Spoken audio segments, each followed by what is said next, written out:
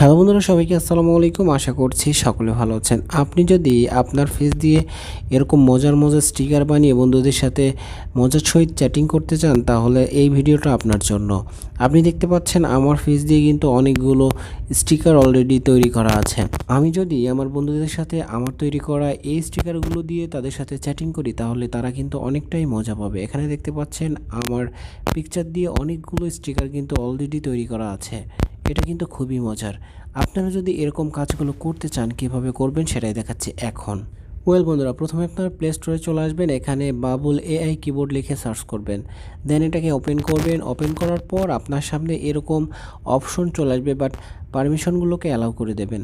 তারপর এখান থেকে আপনারা গ্যালারির একটি অপশন পাবেন, যেখান থেকে আপনার ফটোটা সিলেক্ট করতে হবে।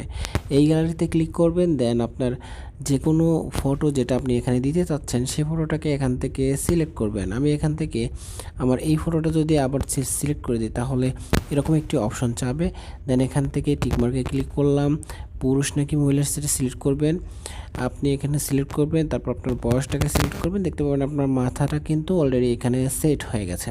তো এইভাবে সেট করার পর আপনি যখন চ্যাটিং করবেন, তখন এখানে ক্লিক করলে আপনার কিবোর্ডটা কিন্তু এখানে চলে আসবে। কিবোর্ড সেট করার জন্য আপনি যখন কিবোর্ডে চালু অবস্থায় এখানে চাপবেন, তখন কিন্তু আপনার কিবোর্ড সিলেক্ট করতে বলবে, তখন এই কিবোর্ডটা অন করে নেবেন। তারপর এখানে আপনি যা কিছুই লিখবেন আপনি টাইপও করতে পারবেন, প্লাস এখান থেকে যদি মনে করেন আপনি চ্যাটিংয়ে ক্লিক করে যে কর্নারের দিকে দেখতে পাচ্ছেন স্টিকারের আইকন, এখানে ক্লিক করলে কিন্তু আপনার এখানে অসংখ্য স্টিকার রয়েছে। আপনার যে স্টিকারটি পছন্দ আপনি সেই স্টিকারটি এখান থেকে ক্লিক করে দেবেন। এখন আপনি কারোর সাথে চ্যাটিং করতে গেলে এইসব স্টিকার দিয়ে আপনি তাদের সাথে চ্যাটিং করতে পারবেন খুবই মজার সহিত। সো বন্ধুরা, আজকের ভিডিও এই পর্যন্তই। পরবর্তীতে দেখা হবে। সে পর্যন্ত সকলে ভালো থাকবেন।